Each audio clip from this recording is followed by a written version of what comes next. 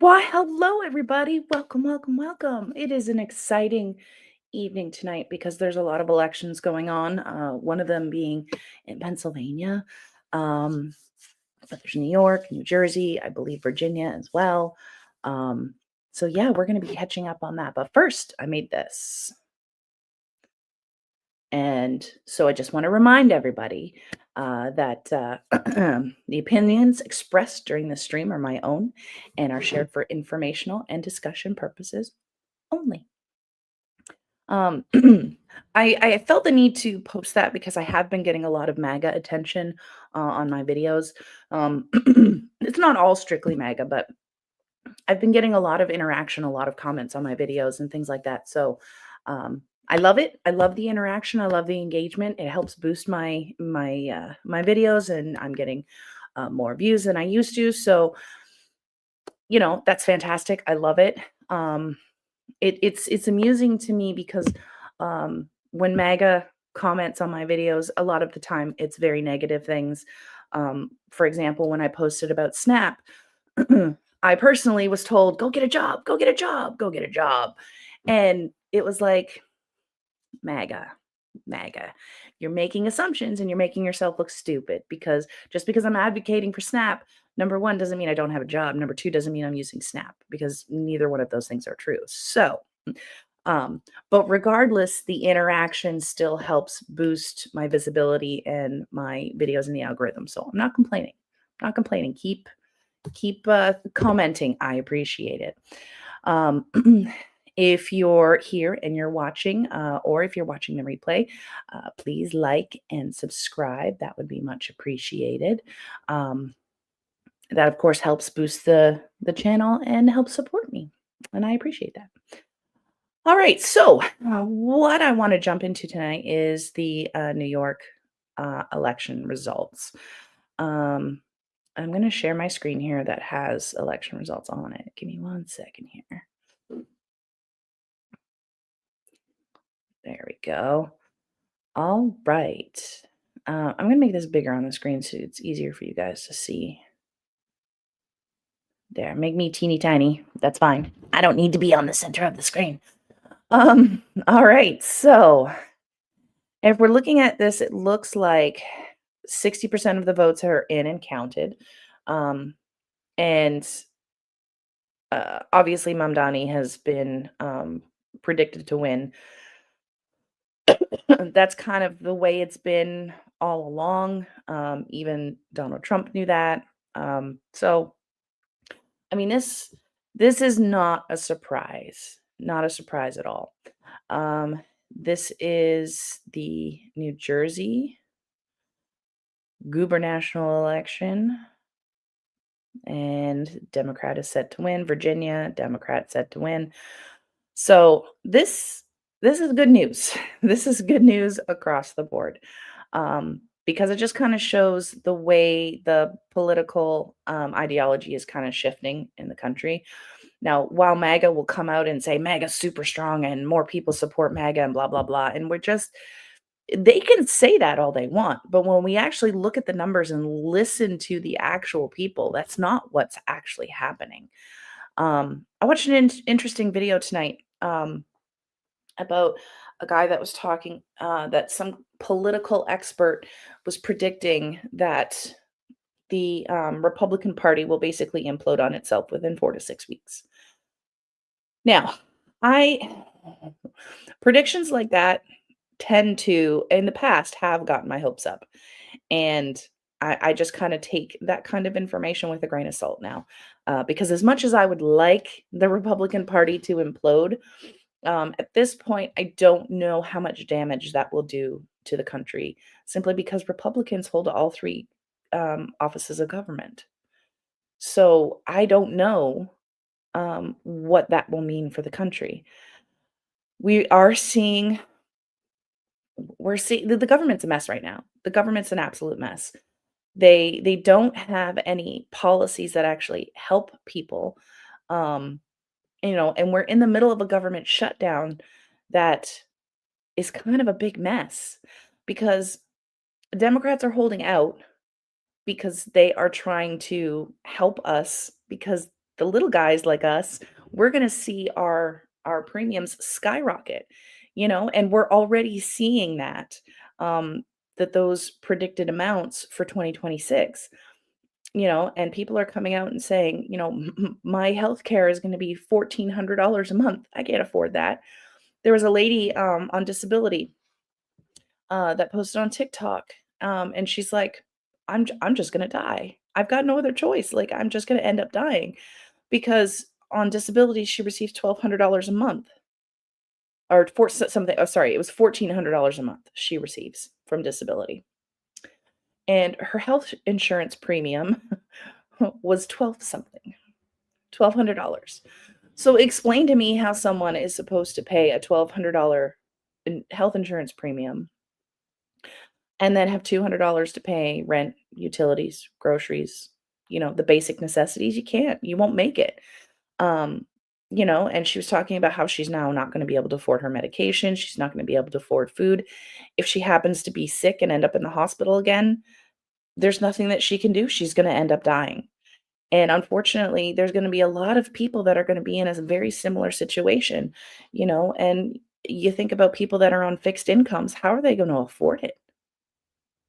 And then with these cuts to SNAP and cuts to Medicare, people are just not gonna be able to survive, and the fact that Trump is sitting here building a grand ballroom, throwing, a $3 million party on Halloween while people are scrambling, not knowing how they're gonna feed their families.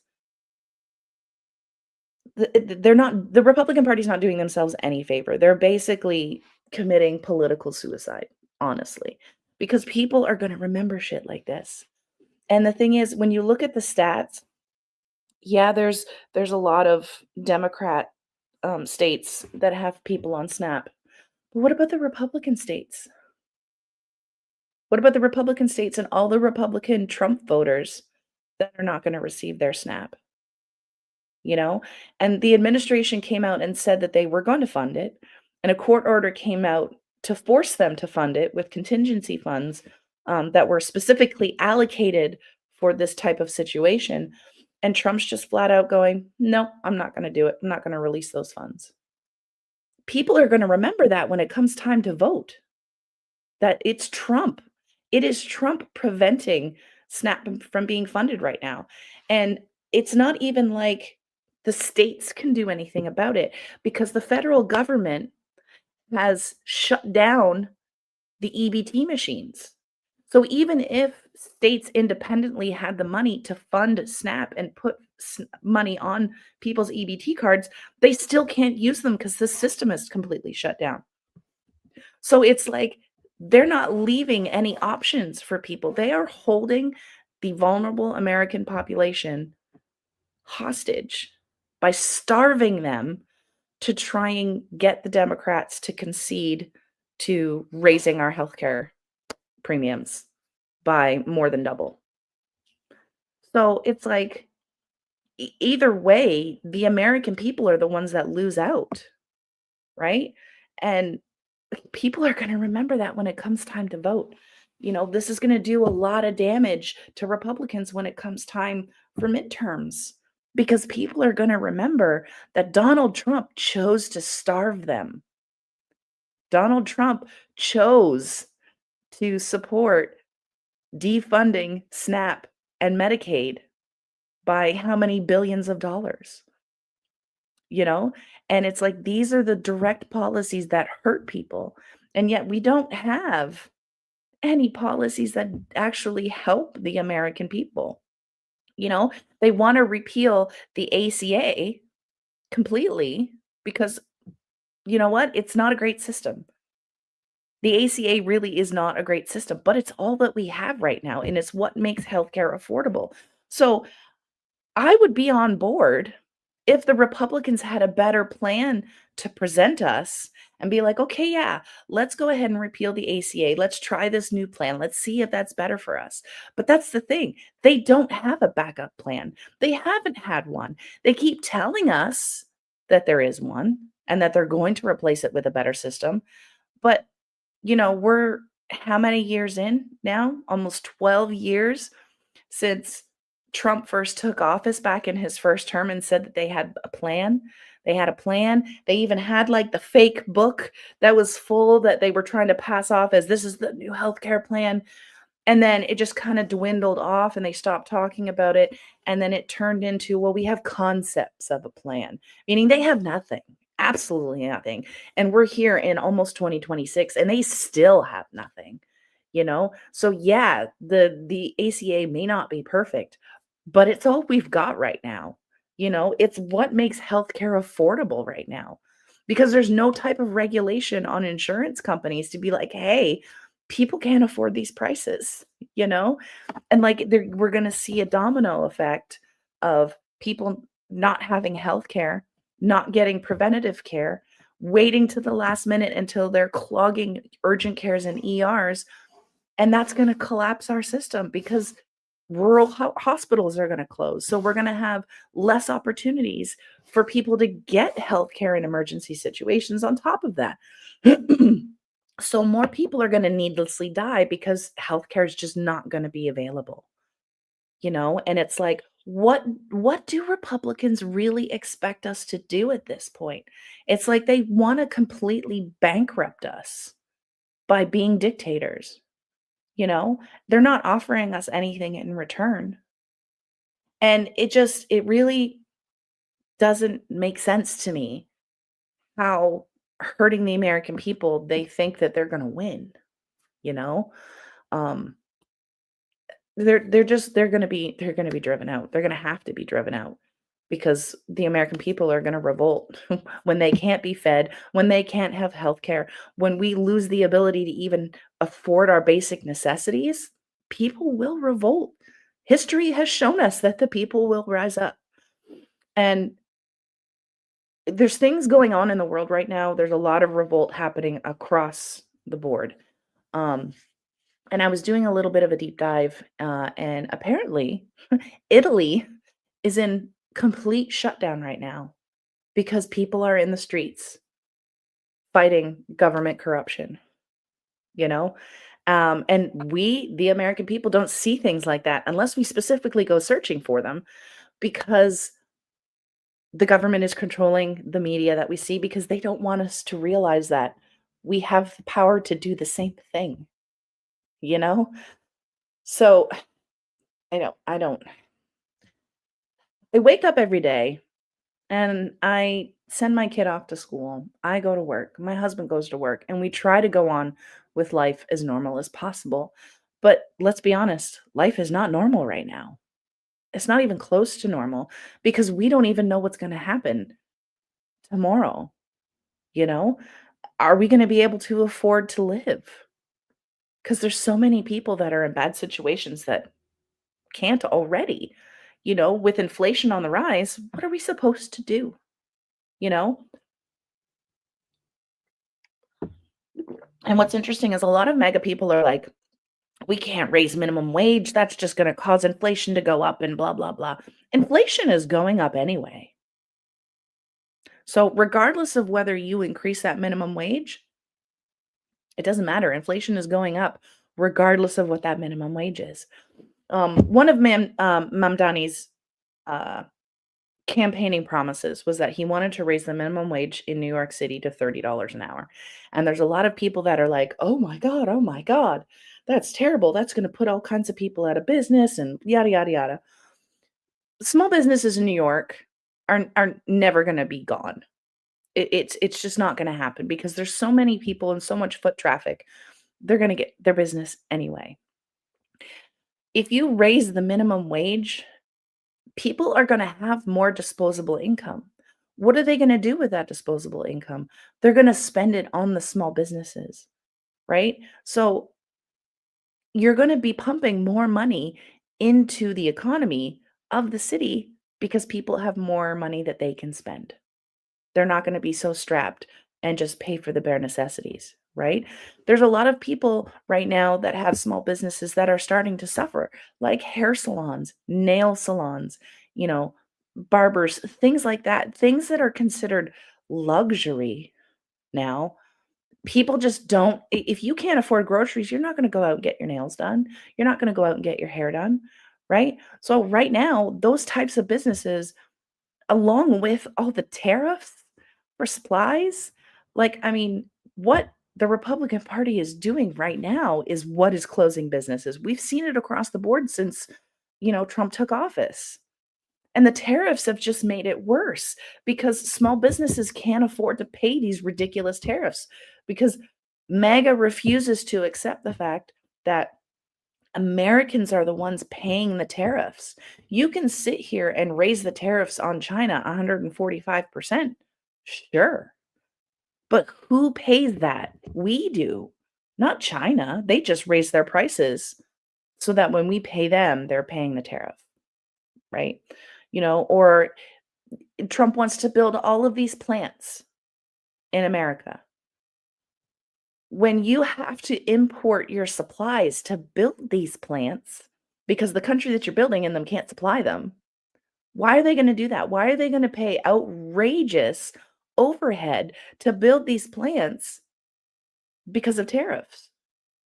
I mean, it still doesn't mathematically work out, right? Because if it's going to cost you an arm and a leg to build in a country, um, why would you do it? Why would you not go to another country where it's cheaper to build? That makes sense, right? Oh my goodness. So I don't put pages side by side in the same tab so you can easily compare options and more. I don't want to do that right now. All right, so let's see. Um, so he's still at 49.6%. So it looks pretty good for Mamdani, honestly. Let's see if we click on this if it'll. Oh, it just refreshed it. Okay, I thought it would go. No, I don't want notifications. Oh, it's a pop-up. Go away. So the Democrat is projected to win VA governor. Was the governor before Virginia Republican? Um, yep, yep. So Virginia's going blue by the looks of things, because their previous governor is Republican. Yep.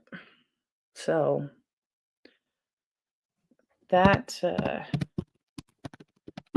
that should say something. Okay. So what about New Jersey?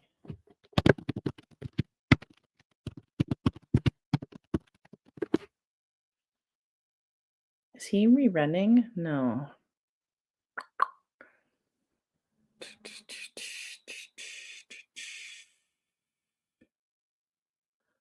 Okay, so this is a Democrat.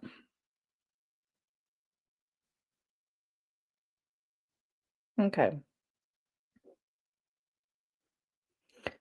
So New Jersey is already blue. So, I mean, I guess this isn't much of a surprise. So that's a good thing that New Jersey, because I had heard some rumors about New Jersey possibly going red, but I mean, we're looking at the numbers here and obviously that's not happening, right? Um, and we had Cuomo who was independent. So he wasn't Republican. So New York was just kind of this ugly yellow color. Um, but it looks like Mamdani is going to win. He's quite far ahead. Not quite as far ahead as these folks, but this is a big one. This is a big one, Virginia going blue. That's a good thing. And 86% in, 75% in, 85% in. I mean, there's five boroughs. One, two, three, four, five for the city of New York. So I'm assuming that the votes are not going to take as long as what a presidential election would be. Um, so these Adams dropped out, but is still on the ballot. Well, why would Why, if somebody drops out, why would you leave them on the ballot? Why would you not take them up? I got a new cup today because I'm back on my cold brew kick. Um, and I'm really liking the cold brew at Sheets. So I bought myself a nice little purple cup from Sheets. See? If you have I think Sheets is only in New York, near the Pennsylvania border in Pennsylvania. Let's see.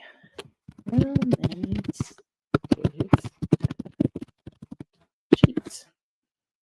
Sheets is in 7 states: Pennsylvania, Maryland, Ohio, Virginia, West Virginia, North Carolina, and Michigan. Cool. We recently just got our first Wawa as well. I like Wawa because their gas is pretty cheap. It's usually like at least 15 cents cheaper uh, than Sheets is. But it's crazy because we live in a small town that's kind of in the middle of nowhere. And when we have to go into the city is cheaper. Their gas is cheaper than is out here in where we are, where it's rural. 50.5, 56.3. It doesn't look like much of this is changing. Oh, I can't meet the candidates over here, but this I'm happy about. This I'm very happy about. I wonder what's the live coverage. Let's see what they have to say about the live coverage. Oh, it's muted. I don't know if that's yesterday's news. Tonight's a big night for Assemblyman. I'm sorry, I don't mean to interrupt you, but I don't think Tripp agrees with exactly that. I think that Mayor Adams wouldn't have cruised to victory with all the corruption. I'm not entirely sure. There's a lot of what ifs, but look, Mayor Adams, even before the Department of Justice under Biden indicted him, he was getting into feuds with the Democratic Party. He was criticizing President Biden for the last 2-3 years on the migrant crisis. He was handling it very, very differently than how the Democratic governor of New York State, Kathy Hochul, was handling her relationship with the Biden administration. So no, absolutely not. I disagree with you respectfully. Look, Marcia is absolutely right. It is a generational change and is a completely different approach to the status quo. Zohran Mamdani launched his campaign in October 2024. If you'd follow who he was running against, initially it was running against Eric Adams' Democratic Party. We know what happened to Eric Adams. And then it was running against Andrew Cuomo. This was a completely different shift. Status quo, approach, policy. It was simply a completely different sea change. Social media. He reached a young voter and he energized. So that's an interesting point that I didn't think to bring up, is that Mamdani did a really good job of campaigning. He got out in the street. He was talking to people. He was on social media. He really made his presence known to the people that were going to be voting for him. And if you look at the demographics of who all supported Mamdani, it's all the marginalized communities, right? The only people that don't really seem to like him are the rich folks that are living in New York. And they have the option to move if they want to move, which brings up brings up another funny point, though, is that Greg Abbott put out there saying he's going to put tariffs on any New York City residents that moved to Texas. And number one, that's just stupid, because that is 100% completely illegal and against the Constitution. So there's no way that he could actually do that. But the fact that he's standing up and saying it as a talking point just shows you how ridiculous Republicans are. Really. You know what? This second name is bothering me. I'm going to take that out and maybe hopefully it'll delete. Save. There, that's better. So yeah, when you have like Greg Abbott coming out saying he's going to tariff people, like that's number one. You can't put tariffs on people. Tariffs are tax on goods. And like, what do you mean? What do you mean? You're going to charge people to move to Texas? You can't do that. You just can't. But this kind of shows the mentality of Republicans where they think that they can do whatever the hell they want. And when you have Trump up here ignoring court orders and going against his own administration, he's just doing whatever the fuck he wants, and he's setting the example that Republicans can just do whatever they want regardless of what the law is. And MAGA is still going to support him. You know, the party that was talking about law and order just a year ago now doesn't give a shit about law and order, because how many laws has Trump broken? How many court orders has Trump ignored? How many times has he gone against what's written in our Constitution? Right? So when, when MAGA sits here and they complain about, undocumented people being in the country, they're here illegally, they're breaking the law. No, you don't care about the law. You elected a felon to the office of the president. So the law means absolutely nothing to you. You just don't like anybody that doesn't look like you, that has a different color skin. That's really what it boils down to. Because if you cared about the law as much as you scream that you do, then these things would matter to you. You wouldn't be cherry picking which law matters to you, or you wouldn't be cherry picking who breaks the law and it's okay. If you're giving Donald Trump a free pass to do whatever he wants and ignore the law, you can't sit here and point at an undocumented person and point the finger and go, you're here illegally, you're breaking the law, because you don't get to pick and choose who the law applies to. It's supposed to apply to everybody the same across the board, regardless of what your status is in this country, no matter what office of power you have in this country. The law is supposed to be the same for everybody. But you're just showing us that that doesn't matter to you at all. The law is just nothing to you. Because if it did, you would be holding your candidate accountable, and you're not. You sit here and you justify everything that he does. So when he breaks the law or goes against a court order or goes against the Constitution, these things that you were screaming about during his campaign, it's just all of a sudden, all the MAGA constitutionalists have just completely evaporated because Orange Turd in Charge has told you that the Constitution doesn't matter, and he goes against it. I forgot to put my comments screen back on again. I apologize. Here we go. Welcome. Thank you for watching. I appreciate you all being here. Mom Donnie is going to win. Just saying. But I mean, we all kind of knew that. Yeah, it's still at the same here. So 85% in. Let's see if this will refresh it here. Nope, it's 87% in now. 79, 86. Yeah.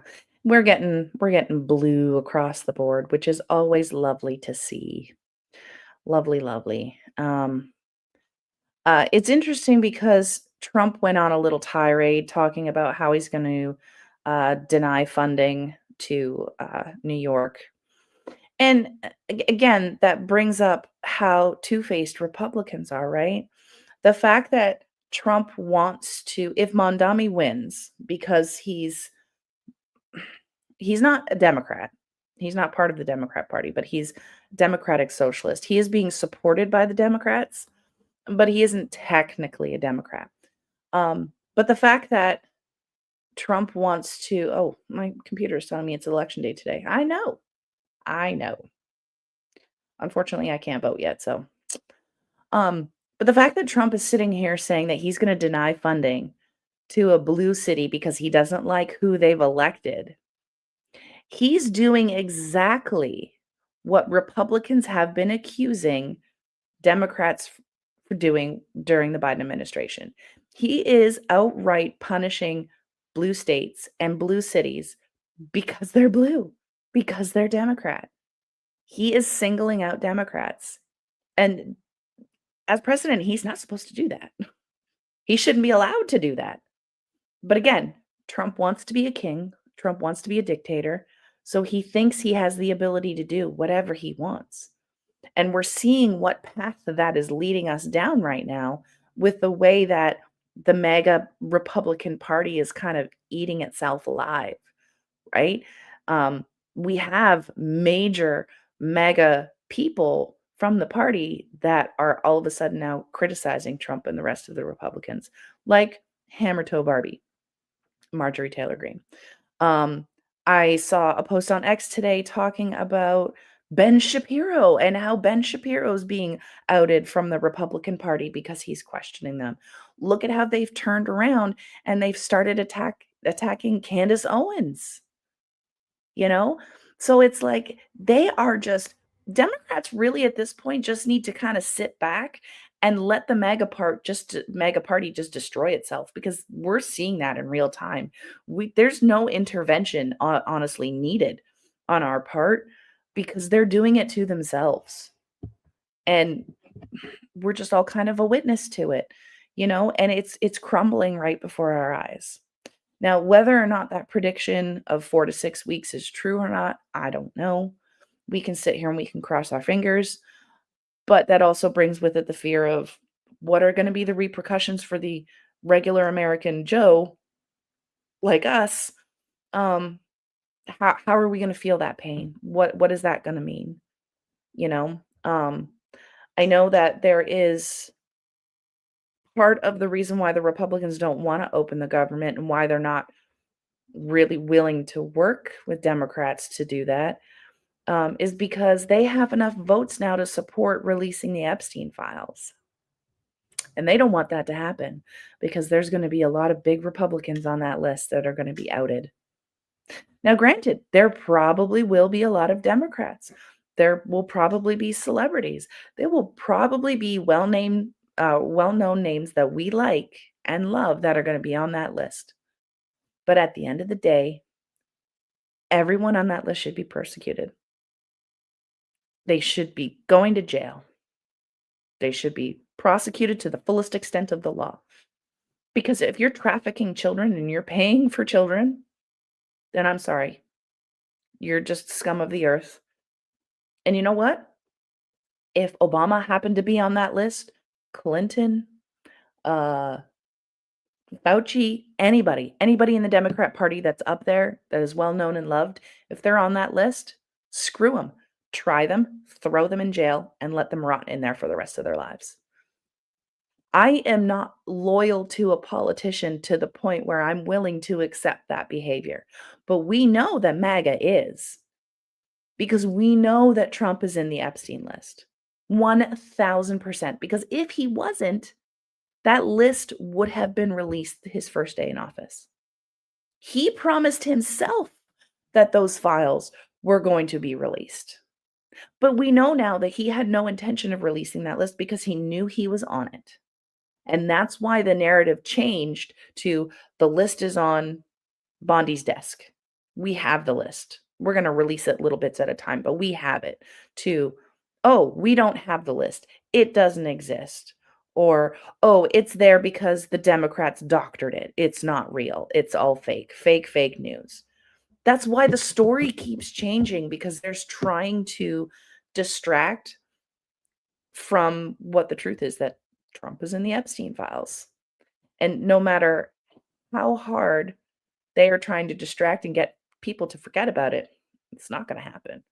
And they have enough votes now to get it released. And the thing is, there's a lot of MAGA out there that don't actually care if Trump is on that list. That they would still support him knowing that he trafficked young girls and paid for them. And that tells you everything that you need to know about them. Because as a Democrat, I don't care who's on that list. Prosecute them, throw them in jail. Simple as that. Don't care. Because I'm not a ride or die for a politician. Because I know a politician wouldn't be ride or die for me. Right? So I'm not in a cult where I'm going to give my unconditional support to a politician. Because if that politician fucks up, they're not going to have my support anymore. Because really, at the end of the day, a politician is elected to serve us, the people. And when they're not doing that, then we don't need to support them anymore. We need to boot them out the door, and we need to get somebody into the office that's actually going to do the job that we elected them to do. which is to serve our needs. And we know that that's not Trump.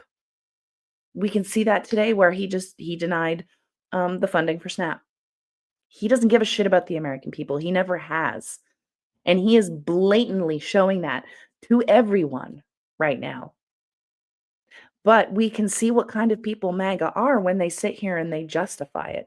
Oh, these people just need to go out and get jobs, or this is all money. This is illegals collecting SNAP, blah, blah, blah. Completely ignoring the fact that there are vulnerable Americans, the disabled, the elderly, children, veterans. They are all suffering. But MAGA believes that their suffering is worth it if it's going to get rid of the people that they don't like, which is undocumented people, people of color. And that just says it all, does it not? You know, Democrats are here fighting for us for our health care. And the Republicans are starving people as a bargaining chip to try and get Democrats to cave and do what they want. And it's just not going to work. Republicans are just going to lose their support. And we're seeing that by Trump's approval numbers taking a big, huge dive. Like, what's Trump's approval rating right now?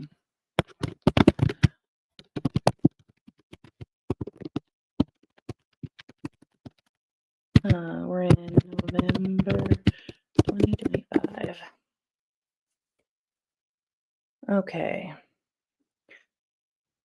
Let's take a look at this. Okay, let's stop sharing this one. Stop screen. Why does it always jump to that one? I don't like that one. Let's go this one. Oh, no, go away. Gross. All right. Ads everywhere. Jeez. Okay, so Donald Trump approval rating stumbles. Here's the latest presidential job poll numbers.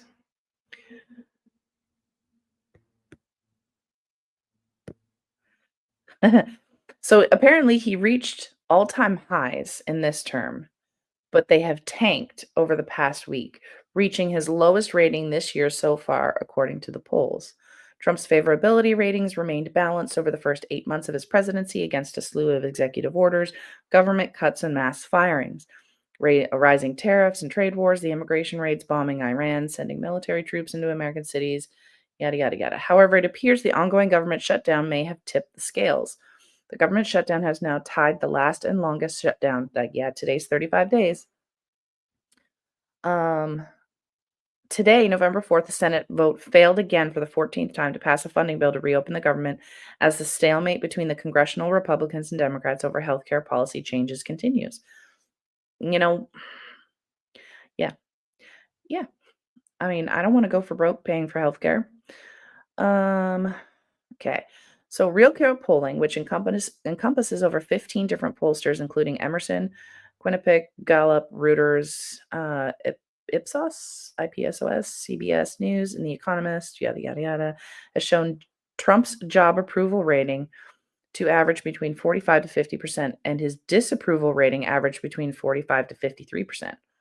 However, over this past week, his numbers have dropped to his lowest yet in this term, 43 approval and 54.4 disapproval.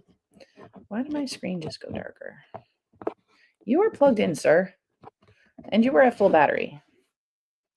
Your brightness should not be going down. I may have hit the button. There we go. So his numbers are tanking. Here's how Trump's polling among Americans now. His approval rating's at 47. Poll ending on November 3rd, 43. Morning consult polling in 45. Trump's overall favorability is currently at 43.4, down from 45.1 1 week ago, and a 54.4 disapproval compared to 51.8 1 week ago. So, I mean, that's a pretty big dip in just a week's time. Democratic Party garnered 33.4% favorable rating and 59.4% unfavorable. I believe that that has a lot to do with Democratic support feeling very kind of, what's the word for it? Left out in the cold by the Democrat Party because and I am certainly one of those because it feels like the Democrat Party is just not doing enough to fight back against what Trump is doing. It kind of feels like they're sitting and twiddling their thumbs, and there are so few Democrats that are actually speaking out, and it's not making a difference. Like, it is very frustrating to sit back and see Trump repeatedly ignore court orders, break the law, ignore the Constitution, and the Democrats it feels like the Democrats aren't doing enough to hold the Republican Party accountable. Now, granted, yes, they do hold a majority in all 3 branches of government. So, their ability to do stuff is limited. I get that.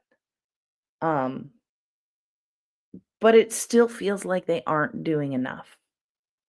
And that is very frustrating because it's like, how are we sitting back and just letting these things happen? You know? Like, what sane country just lets shit like this happen? It doesn't. It feels like the world is freaking imploding.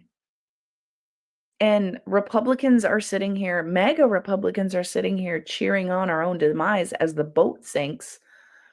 And the Democrats are on the other side of the boat going, holy hell, the boat's sinking, but are just sitting there watching the water come in instead of doing anything to stop it. You know? So it's a lose-lose win situation, honestly. And that's extremely frustrating. Very frustrating. Anyway, it is 10:16 and oh, there we go. It went back to that screen again. I don't like that screen. I want to see the whole thing and I want to see my pretty background. Be nice. Um but anyway, I appreciate everybody watching. I don't know. It's again, like I said yesterday, it is very frustrating to wake up every day to breaking news and feeling like the world is imploding. You know, there's a big plane crash today in Louisville, Kentucky. I think it was a UPS plane. It was a cargo plane, not a passenger plane, thank goodness. Um, and it was on its way to Hawaii and didn't make it off the runway and crashed into a building. You know, and the fact that government employees, in this particular case, air traffic controllers, you know, eh, how many plane crashes have we had this year? How many plane crashes in 2025?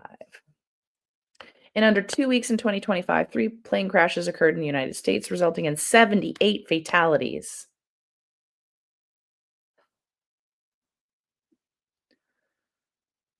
How many planes crashed in 2025?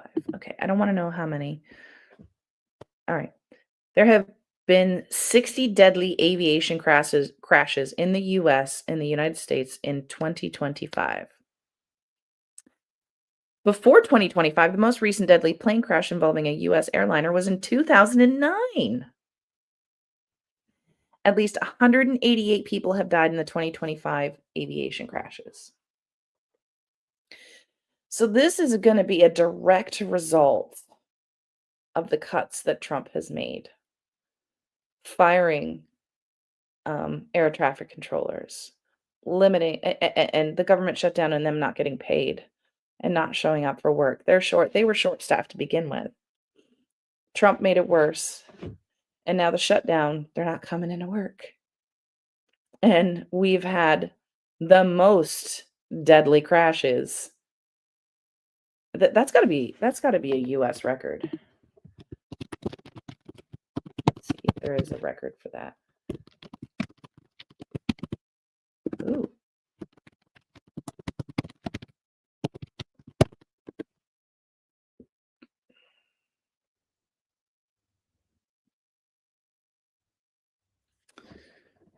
One year. Let's limit to the.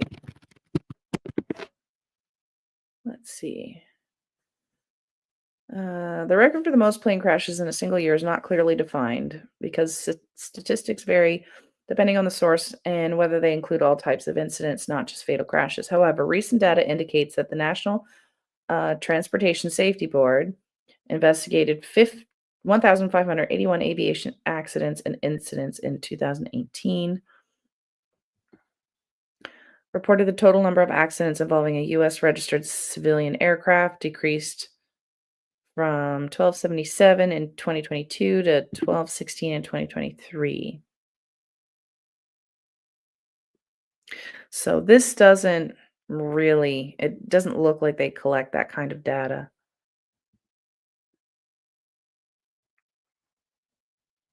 And the vast majority of crashes involve general aviation, so private civilian planes, not commercial airlines. Let's see what this says here. Aviation crash statistics updated. Okay. So this is all old data. I want like 2025 numbers. I don't think I see any 2025. Oh, wait. Here we go.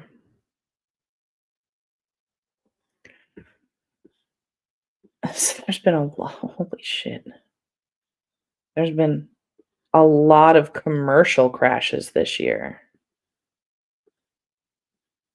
Wow.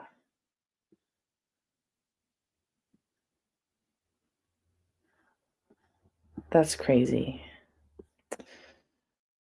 Never been a huge fan of flying. I've only been on a plane a couple of times, but you know, when you take away air traffic controllers who kind of, control that kind of stuff, you're going to have more problems.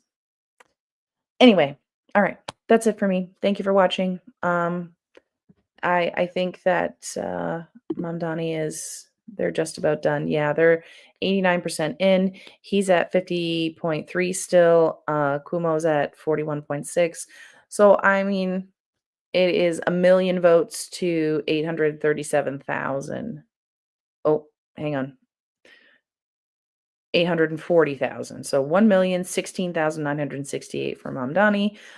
Kumo has 840,191. So, I mean, I think at almost 90% of the votes in, I think it's safe to say that Mr. Zoran Mamdani is the new mayor of New York City, which we kind of all knew was going to happen. And I'm good with that. And I am very, very hopeful that New York City has a very positive turnaround. He has some great ideas of how he wants to change the city. So I am excited to see how successful he is in that. And he has come out and said that he plans to use all of the legal resources that he has possible to prevent any retaliation from Trump. So fingers crossed that that is successful. I guess we're gonna see, right? Like every single day, there's something newsworthy going on that in politics now, and it's a guessing game of what that's going to be because who knows? We can't predict this nonsense.